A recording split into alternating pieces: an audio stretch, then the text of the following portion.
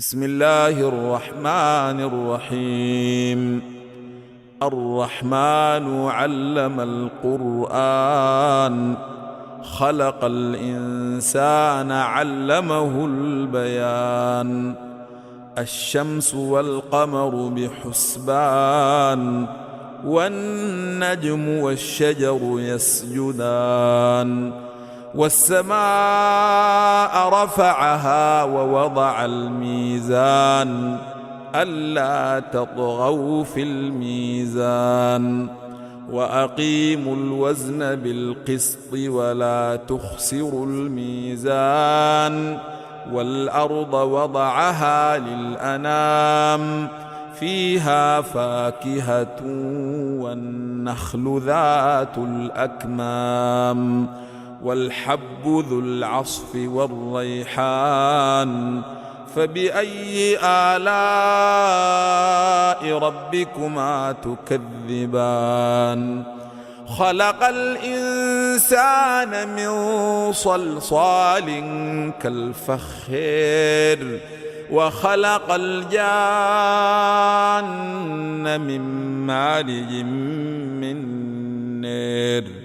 فبأي آلاء ربكما تكذبان. رب المشرقين ورب المغربين، فبأي آلاء ربكما تكذبان. مرج البحرين يلتقيان، بينهما برزخ لا يبغيان.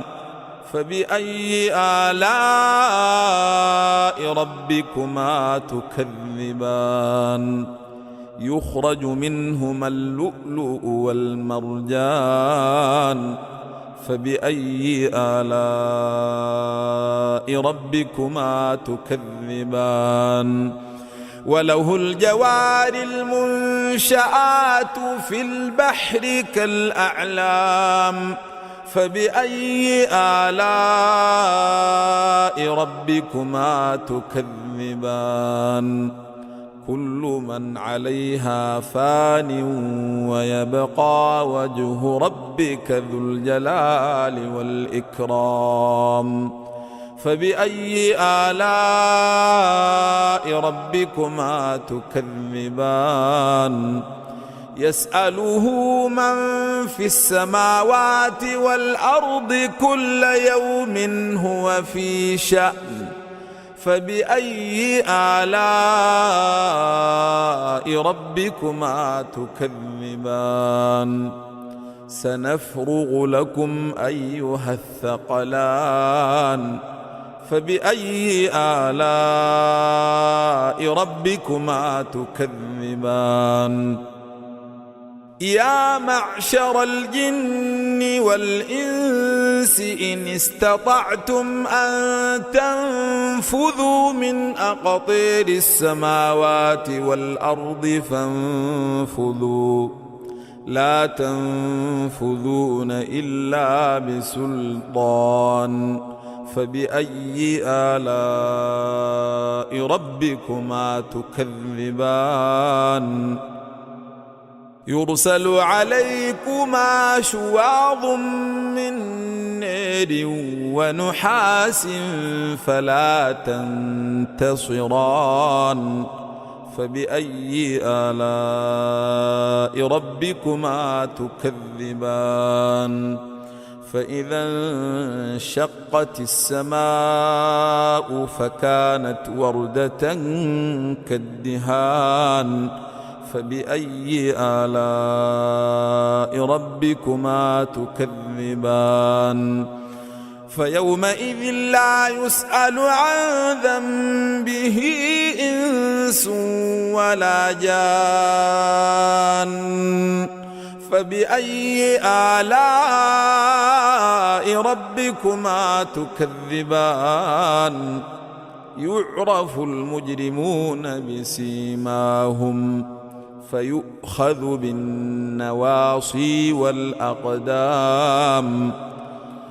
فبأي آلاء ربكما تكذبان هذه جهنم التي يكذب بها المجرمون يطوفون بينها وبين حميم آن فبأي آلاء ربكما تكذبان ولمن خاف مقام ربه جنتان فبأي آلاء ربكما تكذبان ذواتا أفنان فبأي آلاء ربكما تكذبان فيهما عينان تجريان فبأي آلاء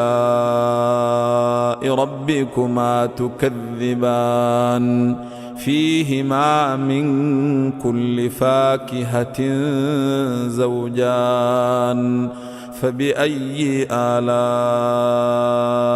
ربكما تكذبان متكئين على فرش بطائنها من استبرق وجنى الجنتين دان فبأي آلاء ربكما تكذبان فيهن قاصرات الطرف لم يطمثهن إنس قبلهم ولا جان فبأي آلاء ربكما تكذبان كأنهن الياقوت والمرجان فبأي آلاء ربكما تكذبان هل جزاء الإحسان إلا الإحسان فبأي آلاء ربكما تكذبان ومن دونهما جنتان فبأي آلاء ربكما تكذبان مدهامتان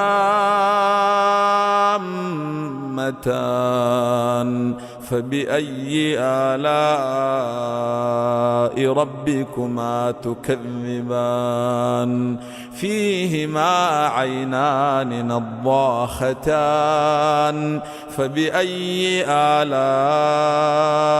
ربكما تكذبان فيهما فاكهة ونخل ورمان فبأي آلاء ربكما تكذبان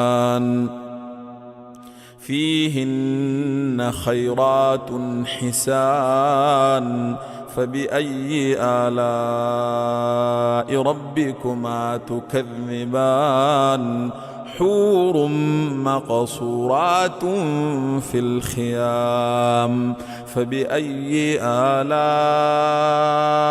ربكما تكذبان لم يطمثهن إنس قبلهم ولا جان فبأي آلاء ربكما تكذبان